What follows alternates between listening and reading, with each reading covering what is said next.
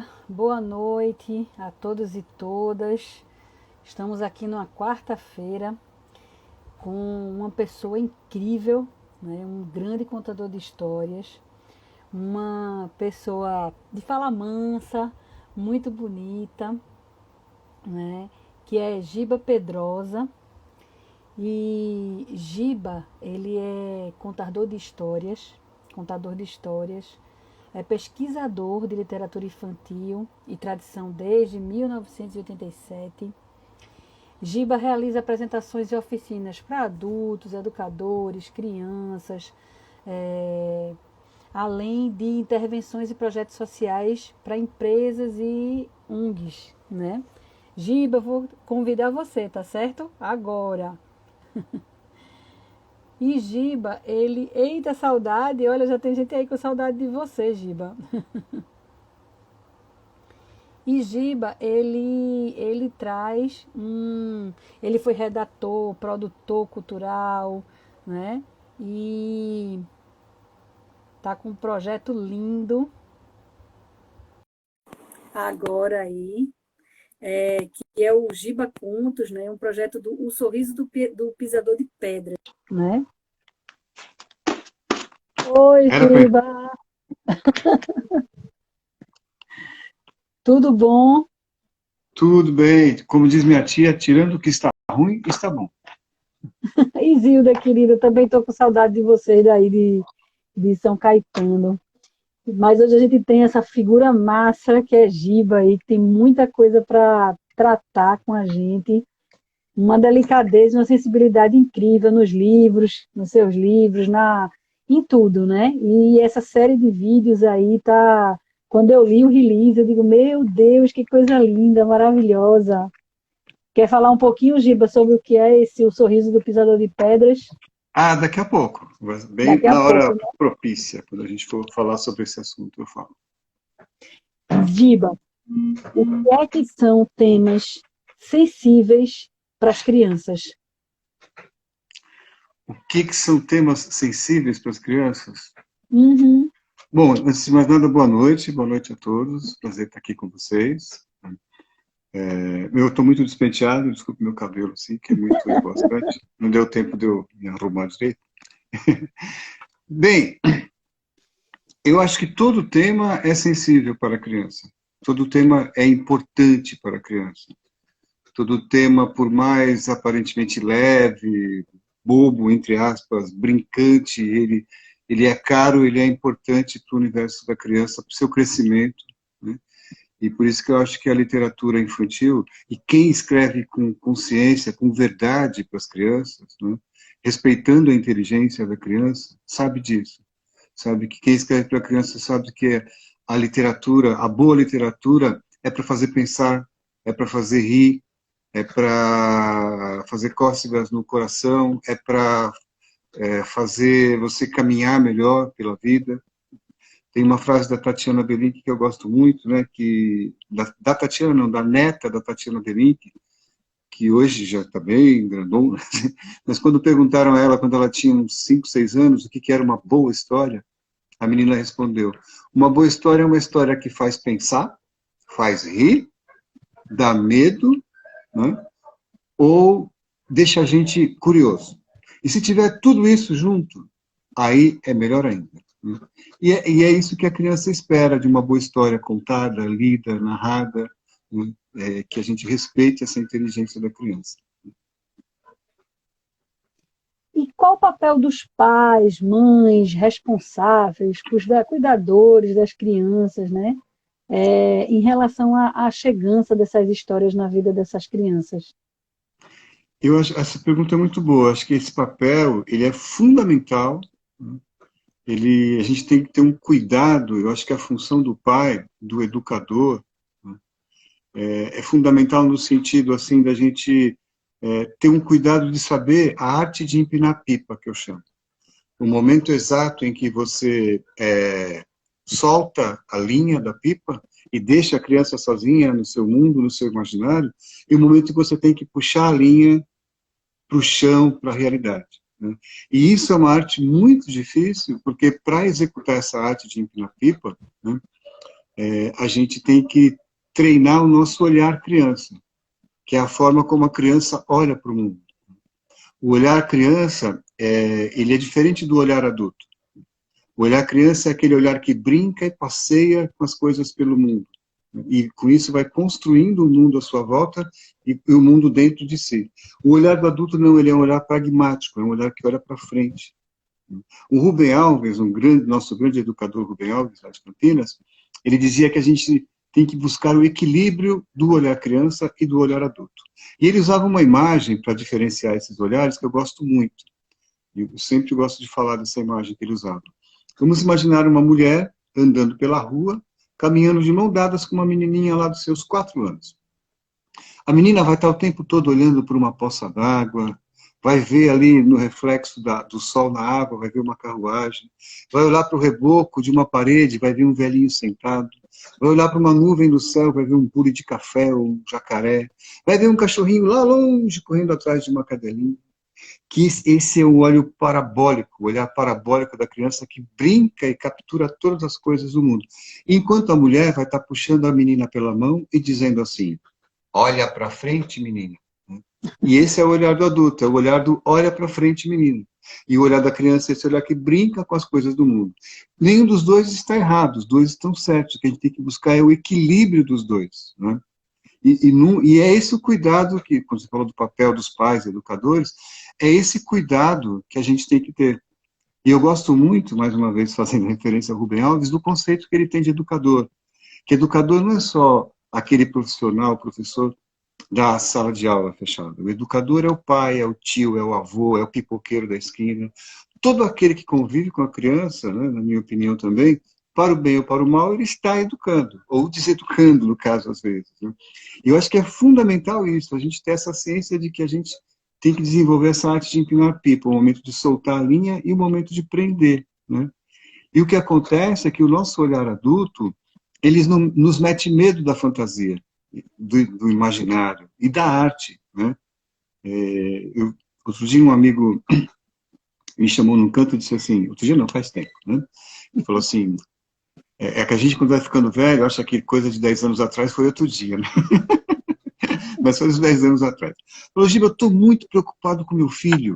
Eu falei, por que você está preocupado com seu filho? É porque ele é um menino muito fantasioso, ele é muito imaginativo. Eu falei, que ótimo. Não, mas você não está entendendo. Eu conto uma história para ele, ele fica a semana inteira viajando na emoção da história. Eu falei, puxa, que maravilha. Ele pensa que ele é o personagem. Eu falei, escuta, não entendi o seu problema. Aí ele parou, a gente estava andando na rua, ele parou, pegou na minha mão e falou, Giba, eu tenho medo pelo meu filho, porque o mundo lá fora não é conto de fadas. Aí ele vai crescer, se ele crescer assim, ele usou até uma expressão que eu adorei. Se ele crescer aluarado desse jeito, ele vai levar muita rasteira e tomar muita porrada na vida. Eu tenho medo por ele. Eu falei, olha, o seu medo é muito justo, mas não tenha esse medo. E aí eu citei a nossa grande Tatiana Belink, que dizia que as histórias treinam as emoções das crianças. É por isso que a criança, né, eu disse a ele, não tenha medo, seu filho sendo assim, aluarado, como você lindamente disse, ele vai crescer muito forte e preparado. Eu não estou dizendo que ele não vai tomar rasteira nem porrada, vai em muitas, porque a gente toma, mas ele vai estar forte e preparado para enfrentar, né, esse mundo e para transformar essa realidade.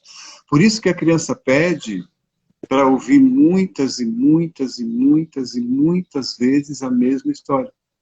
Porque a criança, intuitivamente, ela sabe que ela precisa daquela história. Né? E ela sabe disso intuitivamente mesmo. Foi feita uma pesquisa uma vez em São Paulo, por psicopedagogos, que fizeram várias perguntas sobre contos de fadas, a relação das crianças com os contos de fadas. E uma das perguntas, que foi dividida por faixas etárias, é que história dos contos tradicionais, dos contos clássicos, você mais gosta? Aí eu pergunto a você, Fabiana, qual foi a história que ganhou na faixa etária, essa pesquisa tem quase 20 anos atrás, na faixa etária de 4 a 5 anos? Vou chutar, tá? Chapeuzinho Vermelho. Todo mundo chuta Chapeuzinho Vermelho, não foi? Foi João e Maria. E aí os psicopedagogos que encomendaram a pesquisa se perguntaram por que João e Maria? Aí fizeram uma relação que eu acho muito conveniente, né, e procedente, de que isso foi há 20 anos atrás, repito, eu friso isso porque o que eu vou falar agora justifica o porquê dessa conclusão dele, do porquê João e Maria. Naquele tempo, 20 anos atrás, essa idade, hoje em dia é cada vez mais cedo. Eu diria, infelizmente, que a criança vai para a escola porque tem que ir, não tem jeito. Mas naquele tempo, era aos 4, 5 anos que a criança ia para a escola. Então ela rompia aquela casca protetora do lar, né, para ir enfrentar o mundo lá fora, que nada mais é, simbolicamente falando, do que a floresta do João e Maria, que esconde medos, como os morcegos, segredos, os sons da noite, e as delícias, como você pode encontrar uma casa feita de doces, né? Que é o mundo, é a vida. Então a criança rompe aquela casca protetora do tio, do avô, do irmão mais velho, e vai enfrentar o mundo pela primeira vez sozinha, entre aspas. Todo mundo que já teve criança pequena aqui, né? E ó, o Fabrício entrando, um abraço. Fabrício. Todo mundo que já teve criança pequena aqui, ou que professor, já foi professor dessa faixa etária, sabe a agonia que é para uma criança, no começo da idade escolar, quando o pai ou a mãe esquece essa criança por 20 minutos ou mais na porta da escola. Não são 20 minutos que a criança vivencia, é muito mais. E ali ela vivencia sentimentos que ela precisa conversar com esses sentimentos. É claro, a criança tem esse entendimento intuitivamente. Nenhuma criança vai sentar na cadeira e falar assim: ô Giba, conta aí, João e Maria, que eu preciso trabalhar melhor meus medos, minhas angústias e o meu processo de autoconhecimento. Não. Ela vai falar: conta, João e Maria, porque eu gosto. Mas nesse eu gosto, vem junto e vem embutido, imbuído um encantamento, uma necessidade, e ela sabe que ela precisa conversar com aquela história. É muito engraçado quando as pessoas me perguntam assim, mas como é que isso faz relação com a aprendizagem, né? Como é que a literatura faz relação com a aprendizagem? Ontem mesmo eu estava com um grupo de professores e essa pergunta veio à tona. Então, como é que a literatura faz relação com a aprendizagem? Sim. E isso justifica também, muitas vezes, o preconceito com a literatura infantil, né? A gente tem no Brasil aqui, vocês tiveram esses dias o Léo Cunha como exemplo, a gente tem uma literatura infantil de primeiríssima qualidade, reconhecida no mundo inteiro, assim. A literatura infantil precisa parar de ser vista como é, e a arte feita para a criança de uma forma geral, né?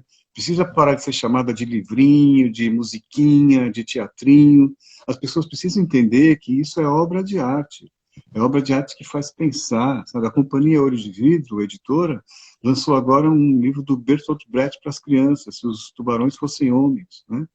Uma E coisa ganhou muitos fantástica. prêmios, né? Ganhou muito prêmio porque é lindo. Eu conheço o trabalho do Marcelo Dagnol, admiro muito, assim, um dos editores que eu mais gosto, mais corajosos que existem, né?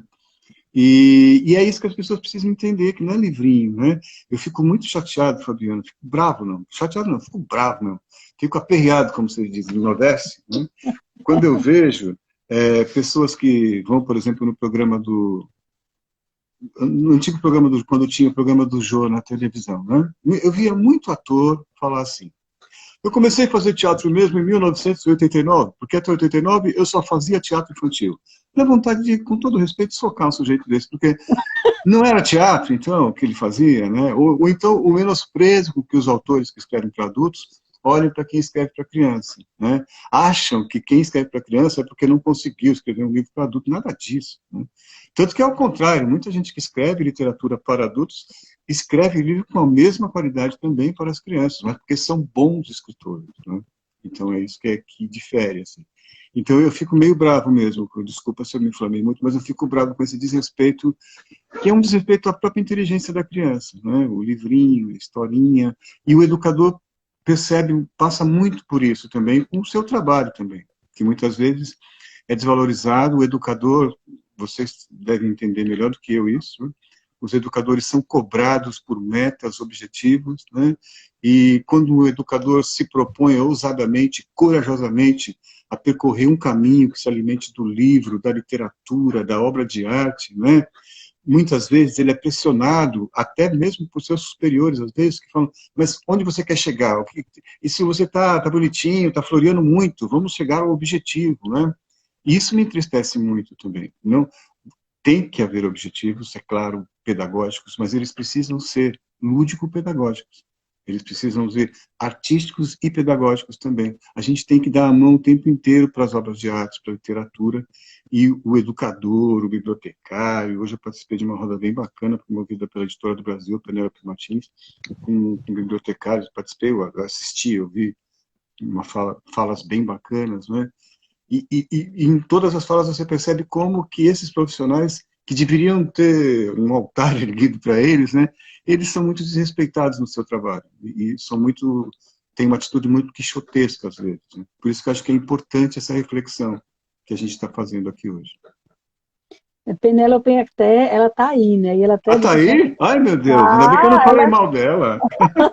ela até disse que a criança gosta até de enfrentar o medo da bruxa, né? Sim. A Ela gente, disse que também queria socar as pessoas, é, essas mesmas pessoas. a gente tem muitas esse conceito errôneo, simples e raso, né, de que a fantasia serve para a gente fugir da realidade, quando na verdade a fantasia é um instrumento de enfrentamento da realidade. É bem diferente. Essa preocupação do pai preocupado que eu falei, que é muito comum a muitos pais e até educadores também, a gente tem que perder isso, né? A fantasia não é um instrumento de fuga da realidade para você se abrigar nas almofadas confortáveis da fantasia, do imaginário, não. É um instrumento, e a literatura é uma ferramenta fundamental nisso, né? É um instrumento para você se abastecer, para você ficar forte, para você enfrentar a sua jornada do herói que você precisa enfrentar. Eu comecei a contar histórias exatamente para buscar um enfrentamento com a realidade, né? Eu fazia letras na PUC há muitos anos atrás, e uma amiga, há 35 anos atrás, uma amiga me chamou para dar um curso de iniciação à poesia para crianças em idade pré-escolar. Eu achei uma coisa maravilhosa, falei, poxa, que bacana, vou sim, né? E é uma amiga que era atriz, a Teca Matoso, atriz, e já estava começando a contar a história também. E aí eu falei, Teca, eu quero, eu fui. E a gente, eu falava poesias, brincava com ritmo, eu tocava um pouquinho de violão, né? Continuo tocando só um pouquinho ainda, tocava umas músicas para as crianças de vez em quando. E um dia morreu uma professora da escola, né? Mas eu não contava histórias ainda. Morreu uma professora da escola e mentiram para as crianças, no intuito de proteger as crianças, que a professora tinha ido viajar, né? E as crianças me cercaram e começaram a fazer perguntas e falaram, escuta, fala a verdade, a tia morreu, não foi? Eu falei, a tia morreu, né? E aí, elas começaram a fazer perguntas que a gente faz sobre a morte, nunca vai conseguir responder, e perguntas, assim, por que a gente morre, para onde a gente vai, né? E perguntas que só podiam ser feitas da cabeça de uma criança. Eu lembro até hoje, eu lembro até o nome da menina, Mel Mariá, que ela perguntou assim, 4 para 5 anos. Ela falou, Giba, será que não dá para a gente escrever uma carta para Deus, pedindo para ele devolver a tia só por uma semana? Eu falei, por quê só por uma semana? Vai devolver, devolve de uma vez, né? Ela falou, não, é porque a semana que vem tem passeio no zoológico, e ela é a única que deixava a gente fazer bagunça no ônibus, né? A gente, na carta, garante para Deus que a gente vai devolver em uma semana. Eu achei aquilo genial. Eu falei, e a gente acabou depois escrevendo essa carta. Infelizmente, eu perdi essa carta, ficou na escola, né? E aí que eu falei, olha, agora eu não consigo conversar com vocês sobre isso. E eu tenho um encontro semanal com eles. Mas a semana que vem, a gente volta a conversar sobre isso. O que eu fiz? Saí da escola à tarde, fui para a faculdade, né, fui para a PUC. Quando eu cheguei em casa à noite, né, eu recorri ao meu repertório secreto de contos de fadas, que eu guardava debaixo da minha cama, na época eu ainda morava com a minha mãe. Guardava debaixo da cama. E por que eu digo repertório secreto? Porque olha que absurdo, que besteira, que idiotice, mas é verdade, eu confesso. Eu tinha vergonha de contar para os meus amigos da faculdade que eu lia historinha quando eu chegava quase toda noite, se eu não estivesse muito cansado, né? Eu lia historinhas para dormir, histórias de criança, que minha mãe fez o favor de guardar uma pilha desse tamanho, assim, desses livrões de contos de fadas, né? E então, para mim, era um repertório secreto, porque imagina, o homem está na faculdade, está na PUC de São Paulo, ele tem que ler Lévi-Strauss, Nietzsche, Sartre, não pode ficar lendo historinha para criança, né? Olha que absurdo, né? Tem que ler Machado de Assis, que eu adoro tudo isso que eu falei, né? Mas aí eu tinha vergonha desses livros. Mais vergonha teria ainda de contar, né, que a minha mãe fazia mingau, aí eu pegava meu pratinho de mingau, quando eu chegava da faculdade, né? Só rejeitava quando eu tinha tomado muita cerveja, porque não combinava, né? Quando eu saía com os amigos. Aí, mas eu pegava meu pratinho de mingau, sentava na cama e pegava os meus livros e ficava lendo. Aí eu recorri ao meu repertório secreto e lá eu achei 3 histórias que falavam sobre morte. O Gigante Egoísta, do Oscar Wilde, o Valente Soldadinho do Chumbo, do Anderson, que para mim é a história mais linda do mundo, eu brigo com muita gente, que para mim é uma história absolutamente fantástica. E também A Pequena Vendedora de Fósforos, do Anderson também, que muita gente não gosta dessa história, eu adoro. Adoro, eu também choro. E aí na semana, era a história predileta da Tatiana Belink, uma das, né? E aí na semana seguinte, né, eu contei essas 3 histórias para as crianças, e ali na hora com eles, eu inventei mais uma história, que falava sobre a morte também, uma florzinha que não conseguia, que era replantada de jardim em jardim e morria em todos, né? E aí, naqueles dias, eu descobri que era aquilo que eu queria fazer, que era conversar com as crianças, através das histórias, da literatura, da narração, para poder enfrentar a realidade, não fugir. Então, vejam, eu comecei a contar histórias, não foi para fugir, foi para enfrentar a realidade. E a mais dura realidade, né, que é a morte. E o que acontece, ainda retomando um pouco a sua pergunta, que foi muito legal, né, o que o adulto tem que fazer, é que muitas vezes o adulto, na melhor das intenções, querendo proteger a criança de viver essas emoções, que são fortes, sim, mas que chegam de uma forma intuitiva, para a criança elaborar depois, conforme ela vai crescendo, né? Então a gente não precisa ter esse cuidado, esse medo todo, né? E muitas vezes o adulto, sem querer, ele acaba atrapalhando. Vou dar um outro exemplo, que usando a mesma história que eu já falei, que é o Soldadinho de Chumbo, né? Uma vez eu estava contando num evento em homenagem ao Anderson, no Sesc Pinheiros, aqui em São Paulo, contando essa história do Valente Soldadinho de Chumbo. Só para vocês entenderem o meu relato, né, para quem não lembra muito da história, aquela história da bailarina, feita de papelão, lantejola, e o soldadinho que tinha uma perna só, porque ele faltou chumbo da colher que foi derretida para fazer o soldado, e o soldadinho era apaixonado pela bailarina, e ele vive muitas aventuras, desde que o boneco de mola sai da caixa e fala, não olhe para a bailarina, não olhe para a bailarina. Né? E os dois ficavam se olhando o tempo todo, né?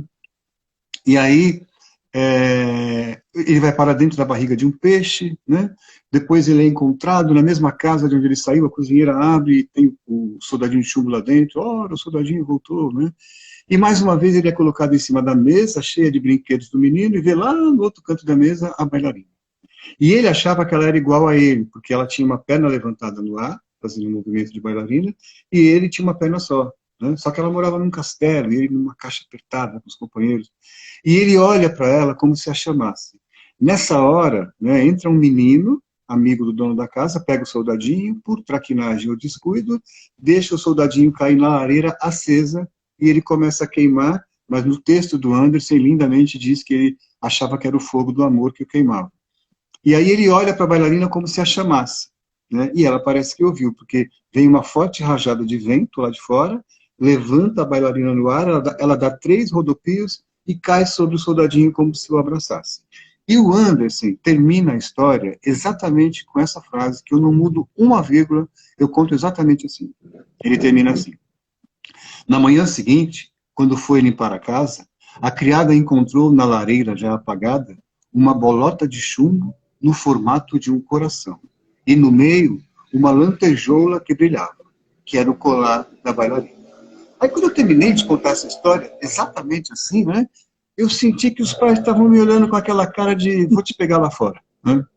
Como que você conta, sabe aquela cara de vou te pegar lá fora, assim, que você... Todo mundo recebe essa cara muitas vezes na vida. Né? Eu falei, eu vou ter que conversar com esses pais depois. Mas não precisei, porque um garotinho de uns 3 para 4 anos me salvou. Né? Ficou aquele clima assim que eu percebi, era a última história da apresentação, né? Ninguém aplaudiu, né? Assim, as crianças aplaudiram, mas os adultos não aplaudiram. Foi muito engraçado isso. O menininho levantou, veio até mim, todo assim eufórico, começou a balançar minha calça e falou, ô tio, ô gente, falou para as pessoas, eu acho que o soldadinho de chumbo e a bailarina se casaram! Porque essa imagem linda da história, uma bolota de chumbo no formato do coração, eles se fundiram, eles se casaram, sim. Então, é um outro jeito que a criança tem de ler simbolicamente. Então, a sua pergunta foi muito legal, né? O que é um tema sensível para a criança? Todos são. E tem aqueles que a gente, o adulto, tem medo. Né? Eu lembro que hoje em dia, graças a Deus, cada vez menos, né? Mas teve um tempo que a política, a cartilha do politicamente correto, gente, eu tomo muito cuidado quando eu vou falar do politicamente correto, que eu difiro muito do bom senso, sabe, da educação, muito cuidado com isso, né, quando eu estou falando de politicamente correto, para não ser apedrejado e também para não ser mal entendido, né. Quando eu digo assim, é esse exagero, eu acho que o bom senso diz para a gente até onde chegar, aquilo que eu falei, já a arte de empinar pipa, né. Então, o que eu tenho muito medo é, das vezes, a gente passar os meus medos para a criança, os meus dogmas para as crianças, né? E não respeitar a inteligência, a capacidade da criança de refletir e de... Porque é assim que ela cresce, né? E é assim que os livros ajudam a crescer, né? Dela refletir e dela pensar sozinha, dela construir o seu próprio pensamento, né? Eu digo isso porque eu vou dar um exemplo que aconteceu comigo. Eu fui contar a história num projeto bem bacana que tinha aqui em São Paulo, tem ainda, mas hoje em dia está muito enfraquecido, que era o Recreio nas Férias, né? Acho que você conheceu o Recreio nas Férias. O Recreio nas Férias era bem bacana, porque escolas da mais alta periferia, as crianças recebiam atividades o dia inteiro, tinha história, tinha teatro, tinha circo, exibiam filmes para as crianças, né? E aí, quando eu terminei de contar a história, a professora pediu para as crianças que cantassem uma música em agradecimento a mim. Eu fiquei muito feliz e sentei para esperar as crianças cantarem. Só que ela disse assim, mas vamos cantar, olha lá, hein, do jeito bonitinho que a tia ensinou para vocês, do jeito certo, canta. Eu falei, nossa, qual que é o jeito certo?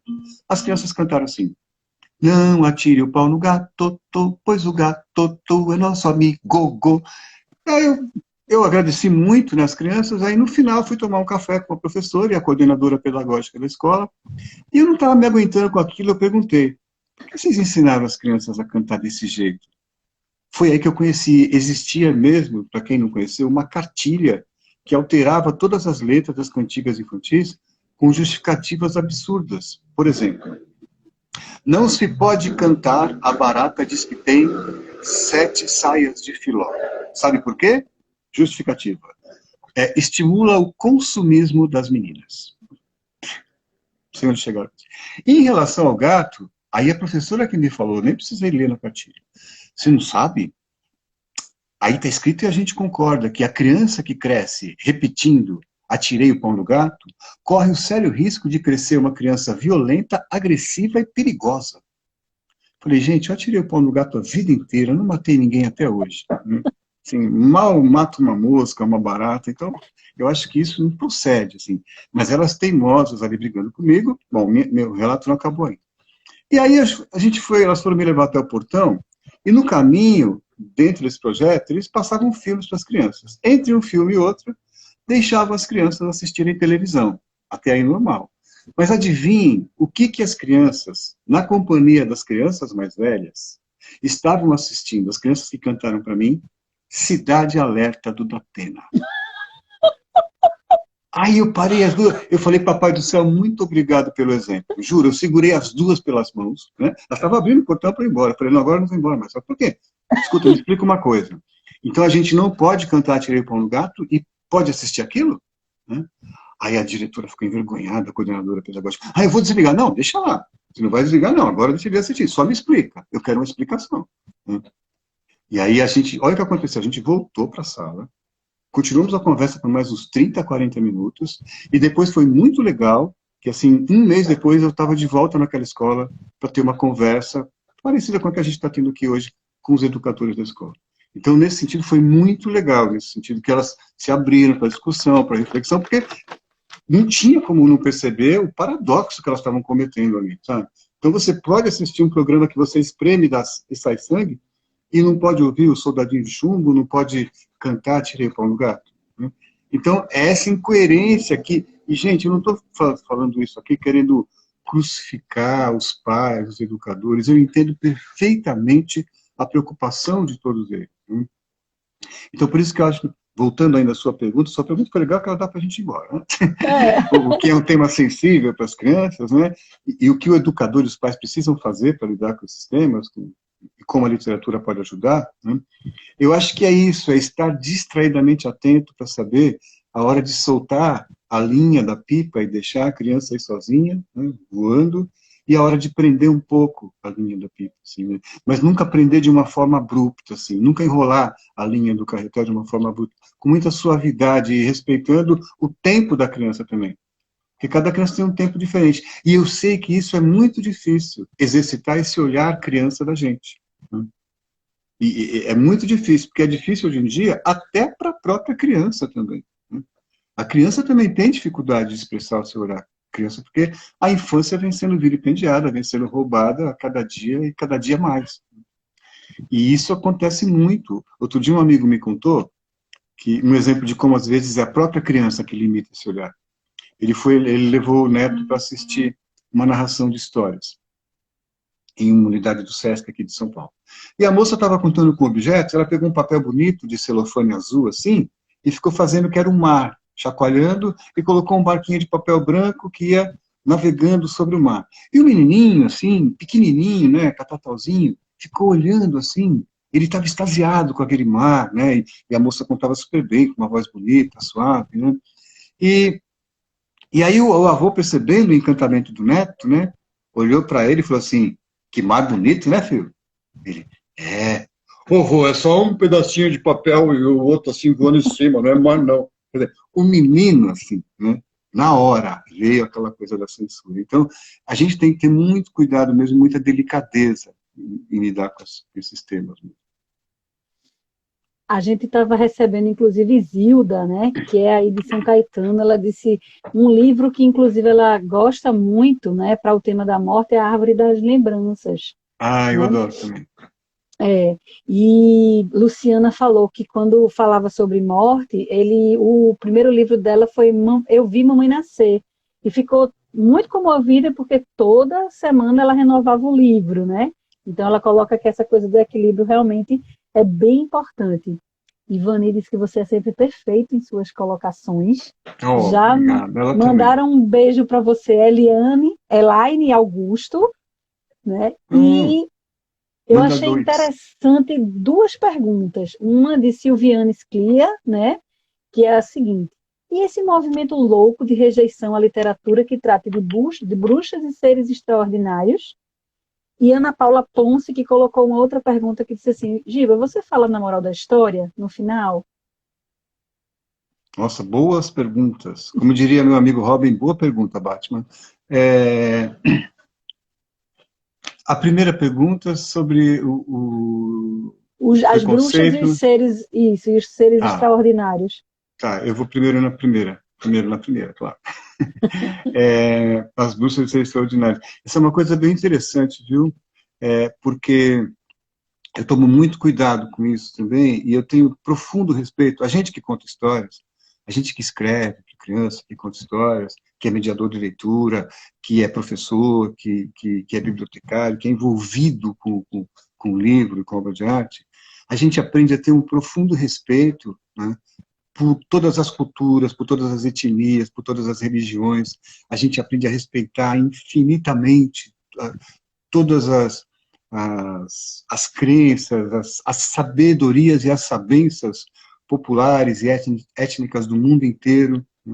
Eu gosto com a mesma paixão de mitologia grega, de mitologia nórdica, outro dia eu quase apanhei de uma diretora de uma escola, que era uma freira, uma madre superiora, porque a mulher me convidou para contar lendas indígenas, eu fui contar mitos de criação, que é um tipo de narrativa que eu adoro, né? Aí peguei o livro dos meus amigos, do Daniel Munduruku, do Cristiano Lapchua, e fui contar mitos de criação. O Daniel tem um livro lindo com mitos de criação, né? Já contei com ele, inclusive. Aí fui contar mitos de criação e contei uma das histórias, que não era do livro do Daniel, né? É a Lenda da Criação da Noite, que é uma história belíssima, né? Que fala da primeira noite na Terra, que Tupã criou a noite. E aí, de novo, o cafezinho na sala da diretora. Simplesmente problemas. A mulher foi me pagar, foi conversar comigo, e falou: olha, eu queria pedir uma coisa para o senhor, se o senhor voltar aqui, eu nunca mais voltei lá, né? O senhor não conte mais essa história que o senhor contou da lenda da criação da noite. Eu falei: por quê? É porque a gente passa 2, 3 anos botando na cabeça das crianças a verdade, né, de que quem criou o mundo foi Deus, Adão e Eva, tal, o senhor veio aqui e destruiu tudo. Né? Eu falei, olha, eu não destruí nada, eu só mostrei uma outra verdade, um outro jeito, um outro modo de ver o mundo, né? E aí citei o Levi-Strauss para ela, que diz que, o Claude Levi-Strauss, que o mito é uma verdade absoluta para quem vivencia e está perto e nasceu dentro desse mito, e não passa de uma bela história para quem está distante desse mito. Né? Então é com esse olhar que a gente olha a mitologia grega, é com esse olhar que a gente tem que olhar as bruxas e os monstros. Né? Eu fui, em relação às bruxas e os monstros, eu tenho profundo respeito, eu acho muito perigoso mesmo esse movimento, essa onda, fico preocupado também com esse fla-flu, com essa briga que as pessoas ficam colocando às vezes, saci versus fadas e duendes. Por exemplo, né, uma coisa que pouca gente sabe, eu contei isso outro dia no Facebook. Quem inventou esse negócio do saci? Eu sou um dos fundadores da Sou Saci, né, em 2000, 2001, 2002. Né? Eu e algumas pessoas foram de Paraitinga, a Alice Nakano, que se foi esses dias por Covid, infelizmente, e o Vladimir Chaqueta, que escreveu o Inquérito do Saci, que escreveu, não, que republicou do Lobato, o Inquérito como esposa dele, o Vladimir e a Márcia Chaqueta. E foi na cozinha da casa deles que eu e a Márcia, a gente teve essa ideia de fazer no dia 31 a gente ia fazer a festa do Saci, a primeira, em agosto. Eu falei, poxa, por que não de 31 de agosto? Foi uma bobagem que eu fiz, foi besteira, hoje me arrependo. Por que não de 31 de outubro, que é o dia das bruxas, para confrontar, né? Ah, que legal, que bacana. Só que aí, mesmo dentro da Saci, começou a virar uma coisa muito assim, um outro companheiro nosso, que é um cara que eu adoro, que é o Mozart Benedito, ele queria pichar nos muros, morte aos bruxas, aos duendes, aos gnomos. Falei, peraí, gente, morte a nada, que viva as bruxas, viva o Saci, viva o Curupira, viva a mula sem cabeça, mas viva também os duendes, os gnomos, os elfos, né? Eu acho que tudo pode conviver harmoniosamente no mesmo caldeirão, a fantasia imaginária é isso. A gente não tem que ter esses limites geográficos, essas fronteiras, né? É por isso que a literatura indígena sofre muito preconceito nas escolas, né? É por isso que é abominável em muitas escolas, assim, me perdoem, o dia do índio, comemorar desse jeito, ensinar as crianças a fazer o Daniel Munduruca quer morrer com isso, né? Por que fazer né? É o dia da nação indígena, até falar índio é errado, então, e a nossa cultura afro-brasileira também é muito maltratada, é muito judiada, né? Eu fui contar mitos dos orixás, assim, e aí 3 pais foram conversar com a diretora falando que eu estava falando de macumba para as crianças, então é muito perigoso esse movimento mesmo assim, eu tomo muito cuidado, eu acho que é o nosso papel mostrar com delicadeza, com muito bom senso a esses pais, a esses educadores e coordenadores que pensam dessa forma, que não é bem assim, né? Que a literatura, que a fantasia é um outro universo. E a outra pergunta, desculpa, senão eu fico só na primeira. Você fala na moral da história no final? Ana Paula Olha, Pons. outro dia eu estava dando uma oficina na Casa Tombada e um menino começou a ficar incomodado quando eu fui falar de fábula, né? Ele falou, não precisa falar de fábula não, porque fábula eu odeio fábula. Eu falei, não, por quê? Aí ele falou, eu tenho preconceito com fábula, esse negócio de moral da história eu não gosto, isso para mim mata a história. Eu gosto mais de história que deixa pensar, a história que faz refletir, né? Só que a fábula é um gênero de conto, é um gênero narrativo que veio da tradição oral, se transformou num gênero literário também, né? É uma fusão do gênero literário com o gênero narrativo. A palavra fábula é belíssima, é fabuloso, fabular, né? São palavras belíssimas, é aquilo que escapa ao entendimento, à razão, tudo aquilo que é fabuloso, que é fabulado. Eu gosto muito, sabe, fabulei, fabulando, fiz até uma música com esses versos, um poema, fabulei, fabulando. E eu gosto da narrativa da fábula, mas eu faço um filtro, né? Eu faço um filtro com algumas fábulas que eu conto, outras que... E aquelas que eu não gosto, eu conto várias vezes, leio várias vezes para ver por que eu não gosto e ver se não tem um outro jeito de fazer um outro entendimento delas também. Mas, geralmente, eu prefiro não falar a moral da história. Eu gosto mais das histórias que ficam com a gente, sabe? Que você vai pensando, ou mesmo uma história que não seja fábula, né? E que não tenha moral, porque eu percebo que, eu acho que eu entendi a pergunta que foi feita, porque eu percebo que tem gente que, mesmo quando vai contar uma história que é uma não fábula, que não é fábula, porque a fábula já traz isso, então você tem que falar. Mas se a gente vai contar um conto de ensinamento ou uma história qualquer, às vezes tem uma história de autor, de literatura que as pessoas contam, né? coloca lá, e é por isso que a gente deve sempre obedecer os pais, ou é por isso que você nunca pode trair os amigos. Deixa que a criança faz o seu entendimento, ela vai entender sozinha, né? Outro dia foi engraçado, eu terminei de contar histórias, e uma moça me chamou no canto e disse assim, ô Giba, eu gostei da história que você contou, adorei, mas fala para mim o que a história quer dizer. Eu quero saber se o que eu entendi, se o que eu entendi é aquilo que a história quer dizer. Falei, puxa, eu não sei, eu conto essa história há 20 anos, eu não sei o que ela quer dizer. Como assim, não sabe? Falei, não sei. Cada dia ela diz uma coisa diferente para mim, como vai dizer uma coisa diferente para você, né? Eu posso estragar todo o entendimento que é seu. Você gostou da história? Adorei. Então, vai para casa com a história, fica ruminando a história, dorme com a história, acorda com a história. Quem sabe amanhã, depois de amanhã, ou daqui uns 10 anos, você vai entender o que a história quer dizer ou não. E eu não sei, esse entendimento é muito engraçado, essa pergunta foi muito legal, né? Que esse entendimento é muito cobrado da gente o tempo todo, né? E a gente esquece, é aquilo que eu estava falando lá atrás, do valor pedagógico da literatura, né? Que é muito forte, ele é muito forte, ele é intenso, ele é potente, esse valor pedagógico, se a gente não ficar tão preocupado com ele, e se preocupar mais com o encantamento, com a poesia, né? Eu já contei essa história para a Penélope.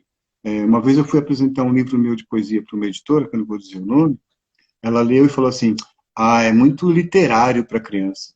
Eu falei, como assim? Não, é bom, mas é muito literário para criança.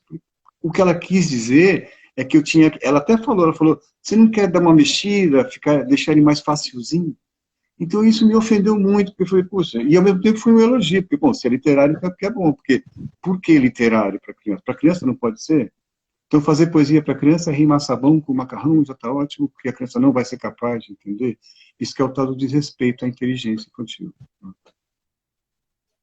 Giba, uma criança tem direito a ter acesso à literatura na vida dela?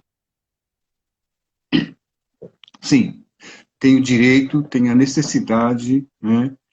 E cabe a nós fazer com que isso aconteça, com que isso se dê das mais diversas formas possíveis.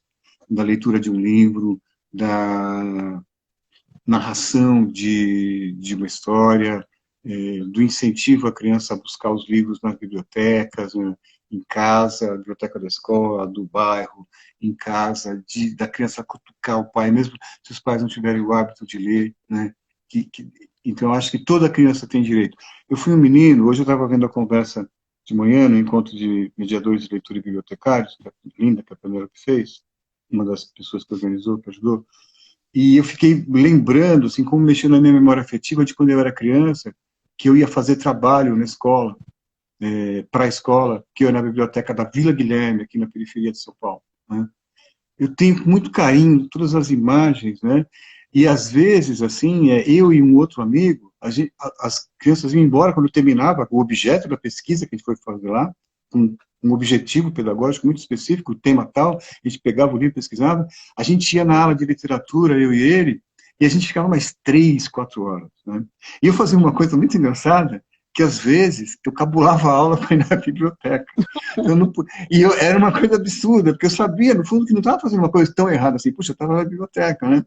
Mas, ao mesmo tempo, eu tinha feito uma coisa errada, que naquele tempo era muito sério, escabulei a aula, né? Então, eu não contava para minha mãe, não contava para a professora, né? E um dia meu tio descobriu, né? E aí falou, eu não vou nem reclamar para a diretora, porque assim, tá certo indo na biblioteca, vou fazer o quê, né? Vou reclamar para a professora, né? Mas ele acabou contando para a professora falou, eu não posso te castigar por isso, mas tenta achar uma outra hora, não precisa cabular a aula para ir na biblioteca, né? Então é engraçado isso, mas assim, tem esse fascínio, né? Então a criança tem direito, sim. Né? A minha mãe, ela fez até o terceiro, até o quarto ano primário, mas ela estimulava muito a leitura na gente. Né? Eu lembro que na minha época tinha aqueles vendedores de enciclopédia, né? Que passavam e deixavam, eu não sei se isso existe ainda hoje, mas nos rincões do Brasil deve acontecer. Eles deixavam uma enciclopédia, uma caixa com 5 ou 6 volumes de uma enciclopédia, né? Toda ilustrada, bonita, assim, né? E ficava 15 dias em casa. 15 dias depois eles passavam, se a pessoa comprasse, ficava, se não comprasse, eles pegavam de volta, para deixar numa outra casa. Eu achava isso lindo, assim, acho que isso devia acontecer até hoje. E minha mãe, ela me avisava, vai dar para comprar. Aí eu ficava tranquilo. né? Vai dar para comprar tal. Aí passava 15 dias, o moço voltava e a mãe comprava, mas eu já estava lendo, né? Mas lia tranquilamente. Aí quando a minha mãe falava, ó, não vai dar para comprar. Aí eu chegava da escola, devorava aquelas bibliotecas, aí lia sobre a vida do Mozart, sobre a invenção da lâmpada elétrica, lia um conto, uma fábula. Então, isso foi fomentando em mim o desejo, o gosto, o amor pelos livros. Então, agradeço muito a minha mãe por isso. Eu acho que tem que existir essa ponte para que esse direito à leitura da criança, direito ao livro, né, ele vingue. Né? Essa ponte entre pais, entre educadores, né? Acho que tem que ter mais ações nas escolas, tem que ter mais ações nesse sentido, assim, gente, de levar o pai para contar como que era no tempo dele. Eu sei que às vezes o pai fica até envergonhado, poxa, mas eu não sei ler muito, eu não gosto muito de ler e tal, mas aí não importa isso, vá junto com seu filho na biblioteca da escola, na biblioteca do bairro, sabe? Procure, leia gibis, não importa, bula de remédio, né? Desenvolver o gosto pela leitura e de uma forma prazerosa, com encantamento. A Tatiana Belin falava uma frase que eu adoro, que é o tem que é um perigo. O tem que, quando você fala para criança, tem que ler, você tem que ler esse livro, você tem que gostar de ler, esse tem que afasta. Então a gente tem que buscar outros caminhos que não sejam o tem que para fazer vingar esse direito, né, de toda criança ao livro, à literatura. Giba, Bel Tubinho, ela colocou aqui que a gente tem excelentes escritores, que a literatura brasileira é um orgulho, né? Que escrever para essas crianças, né, é uma demanda de complexidade enorme. Uhum. Juliana Maria colocou aos sentimentos, né? E a minha pergunta vai muito para o que Isilda colocou, né, retomando com você, Viva os Meninos Aluarados. Como é escrever para a criança? Como é essa escolha? Como é que isso tem que acontecer? A escolha do que é que a gente dá acesso à criança? Eu acho que essa escolha, ela vem da mesma forma como o autor de qualquer obra de arte, que não seja para criança, né? Eu gosto muito do termo que a Cristiane Rogério, o pessoal da Casa Rosada Tombada usa, né? Que é a literatura também para crianças. Né? É a boa literatura, né? A boa literatura que pode ser lida também para crianças. Eu vejo muita gente falando assim, eu não leio mais livros infantis porque eu não tenho mais filho pequeno, né? Não, você não sabe o que você está perdendo, porque tem, como falaram agora há pouco, aí, menino, quem falou, tem no Brasil a qualidade, sabe, literária, são textos muito literários que se escrevem para criança mesmo, ela é imensa, ela é absurda, é transbordante o tempo todo, então surgindo novos e bons autores, né, gente que escreve muito bem, e eu acho que essas pessoas escrevem bem porque elas não têm essa preocupação do didatismo raso, assim, sabe? Eu quero atingir esse objetivo, aquele objetivo, né? Escreve como quem produz uma obra de arte, né? Acho que a gente está, e como quem está passando muitas mensagens embutidas em uma só, e como quem está passando ao mesmo tempo leveza, humor, aquela frase da neta da Tatiana Belink. É alguém que quer fazer rir, que quer fazer chorar, quer emocionar, quer fazer reflexão, quer deixar intrigado, quer gerar pontos de interrogação na cabeça das crianças e de todos que leem. Né? Então, é isso que tem que ter. E esse mesmo filtro do empinador de pipa, saber até onde ir com uma questão do bom senso. Eu acho que quem escreve para crianças faz cócegas no coração, quem escreve para as crianças é provocador, quem escreve para as crianças, no bom sentido, né? Quem escreve para as crianças é respeitoso, quem escreve para as crianças é muito perspicaz. Quem escreve para crianças gosta de charadas da vida, gosta de, enfim, de brincar, de dançar com esse universo que é o imaginário infantil e o pensamento da criança também. E a minha filha está assistindo uma série que eu adoro, que é Pablo, né? Eu não sei de onde que nacionalidade que é. É fantástico aquilo, você já viu? É um menino que acho que ele é autista, assim, e começa como um filme, né, depois vai para uma animação, né?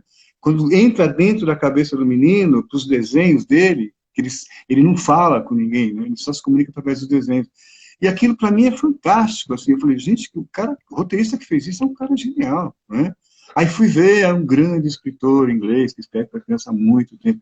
Então as pessoas têm essa noção, assim, desse respeito, né? por Pedro Bandeira, por exemplo, quando escreve, o Mais Respeito Eu Sou Criança, parece que foi escrito por um menino de 8 anos. Então, é sem aquela coisa de querer escrever como se fosse uma criança no sentido pejorativo, sabe? Sem usinhos, né? Mas é com muito respeito. Ana Paula até está dizendo que acha que mora um menino poderoso aí dentro. Aonde? Aqui. E o Pisador de Pedras? Então, quanto tempo a gente tem ainda, por favor? Acho que uns 10 minutinhos. Então vamos rápido ao Pisador de Pedras. O Pisador de Pedras, eu vou pedir primeiro para você ler O Sorriso do Pisador de Pedras. É o meu projeto dos últimos tempos que eu quero fazer, a Penélope é uma das convidadas. É uma série de vídeos com vários escritores, educadores, editores, pessoas que vão pensar sobre esses temas sensíveis, delicados e importantes para a gente falar com as crianças, através da literatura e através das artes, né? A ideia é, a cada episódio, hoje eu conversei com o Juliano Tiano, talvez saia pela Casa Tombada, uma parceria com a TV Cultura, com o Itaú Social. A gente está conversando com várias frentes, assim, né? É uma coisa extensa, né? São 12 episódios, a cada episódio 2 convidados, eu como mediador, e a cada episódio a gente vai falar de um desses assuntos, de morte, de separação, de abuso infantil, de crianças refugiadas, e tudo isso tendo sempre um ou dois livros molduras, que a gente chama, que vão servir de base para a nossa conversa. E essas duas pessoas vão estar conversando sobre isso, né? E é isso. E eu me inspirei numa oficina que eu dei na Casa Tombada, que eu fiz esse texto para conversar com os participantes da oficina sobre esses temas sensíveis e delicados na narração de histórias e na literatura.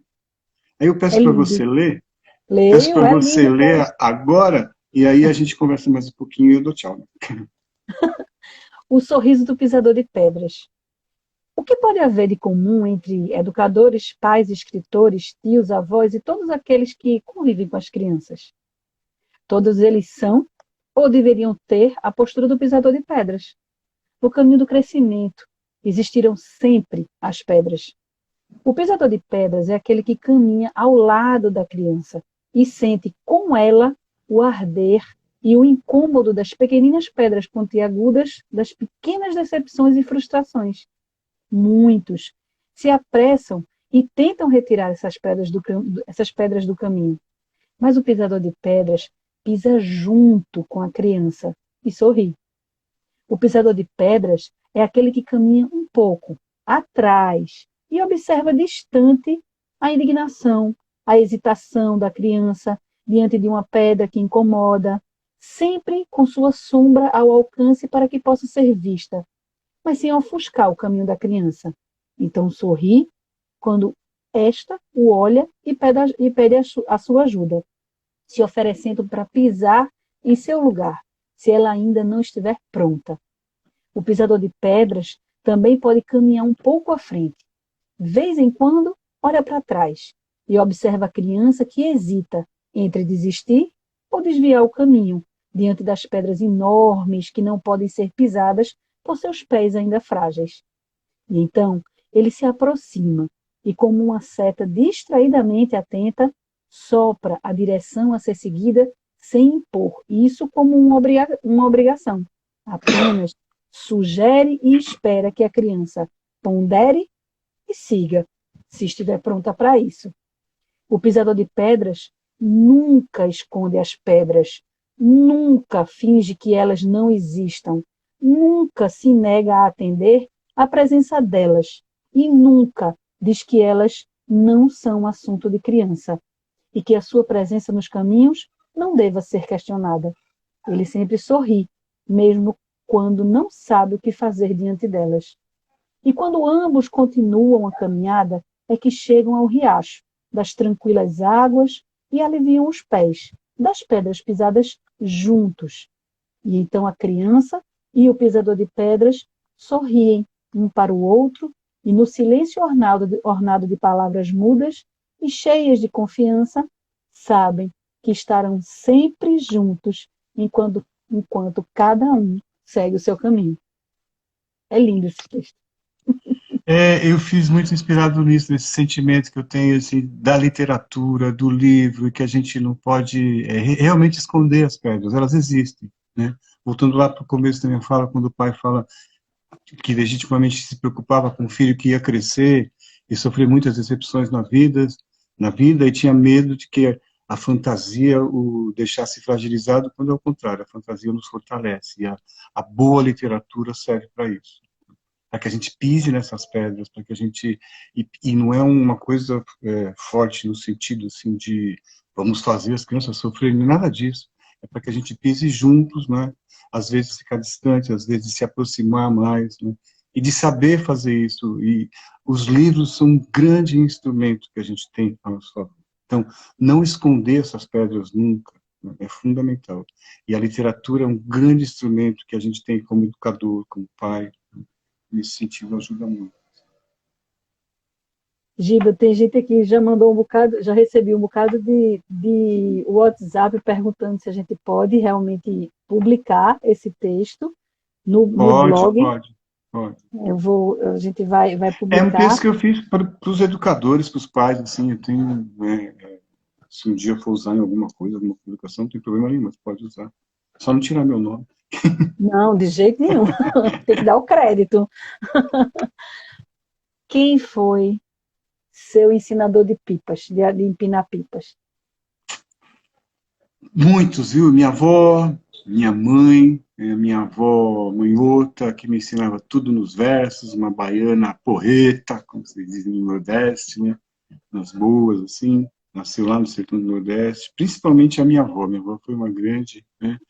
E eu tive muitos que eu encontrei, que eu tive a sorte de encontrar pelo caminho, né? A minha avó, meus tios, minha mãe, por parte de pai e por parte de mãe também, muitos, a família sempre em primeiro lugar, e muitos outros, né? Eu tive muitos grandes empinadores que me ensinaram, né, essa arte de voltar, de repetir um pouquinho, né?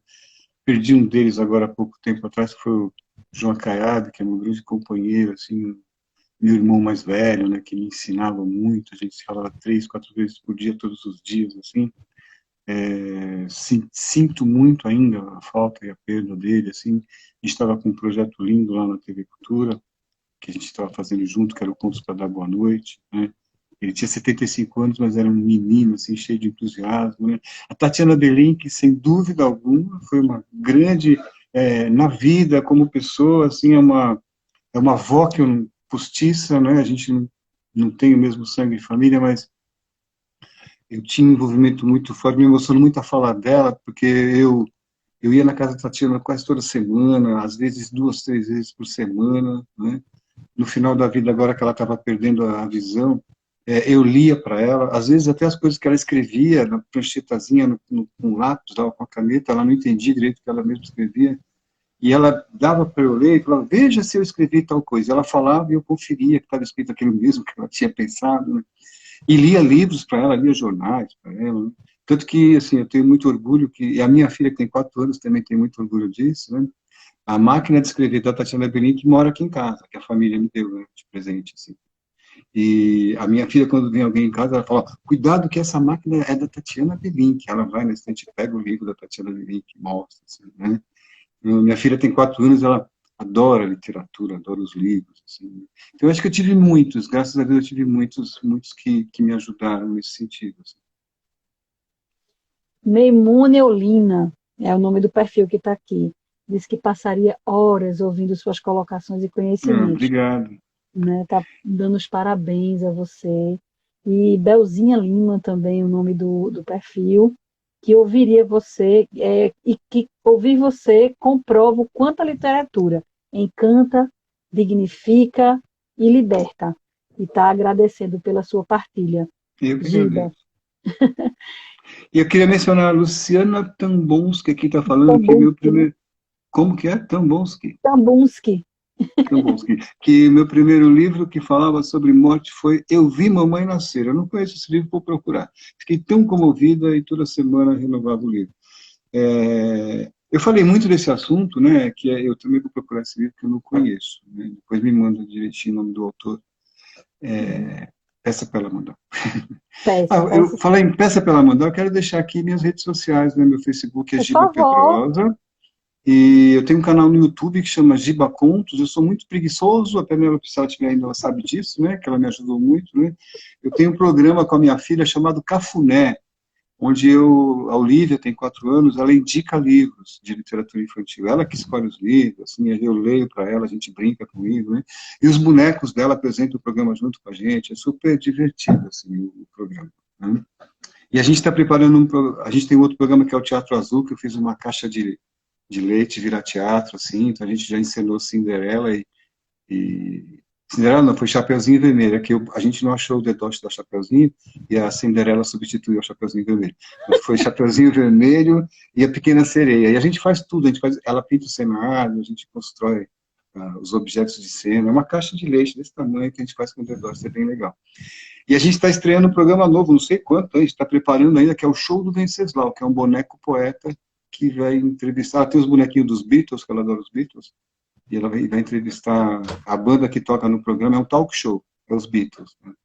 E lá tem eu contando histórias na TV Cultura, no Quintal da Cultura, no Cocoricó, tem os vídeos do Itaú Cultural, eu narrando histórias, e tem outras coisinhas que a gente quer botar lá também. Giba, muito obrigada. Foi um papo assim incrível, né? Tem gente aqui que está agradecendo demais, que passaria. Penélope também acabou de colocar que passaria horas, né, nessa Eu live. passo Então, horas ouvindo, né? Tô com saudade é, das lives dela. ela também é um amor de pessoa, né? A Penélope. E a gente queria agradecer de verdade mesmo, porque é muito bom ouvir você e saber que tem gente ainda que Obrigado. defende a literatura, né, com unhas e dentes e de uma forma tão linda e acolhedora. Muito obrigada, né? E aí eu queria ver se você quer deixar mais alguma mensagem para o povo, dar uma dica. Acho que você tá sumindo. Tô virando fantasma. Alô? Tô, Será que estão cortando a gente já? não sei, acho que pode ser que sim. Quer deixar alguma Então eu vou dar mensagem? tchau. Não, eu vou dar tchau, agradecer muito a presença de todos. Eu também ficaria horas aqui, não me ouvindo, ficaria horas conversando com vocês, vendo as perguntas de vocês, né? E agradeço demais pelo convite e vou estar aqui de novo mês que vem com vocês. A gente vai conversar mais ainda e bastante, né? E antes que nos cortem, se a gente cair, um beijo, beijão, Fabiana, muito obrigado, um beijo a todos mesmo, né? Um beijo, um abraço e um queijo, beijo, abraço, você pega agora, e o queijo eu deixo outra hora. Falando em literatura, eu vou deixar o Mário Quintana, se não me cortar. A vida é só um dever que a gente leva para fazer em casa. Quando se vê, já são 6 horas. Quando se vê, já é sexta-feira. Quando se vê, passaram-se 60 anos ou mais. E não dá mais para ser reprovado. Mas se me dessem uma única chance, eu faria tudo novamente. Só que dessa vez, prestando mais atenção aos meus passos e dando mais imensidão aos meus abraços. Porque a vida é só um dever que a gente leva para fazer em casa. É do Mário Quintana para todo mundo. Beijo. Lindo. Obrigada, Giba. Obrigado, gente. Até uma próxima vez. Até a próxima.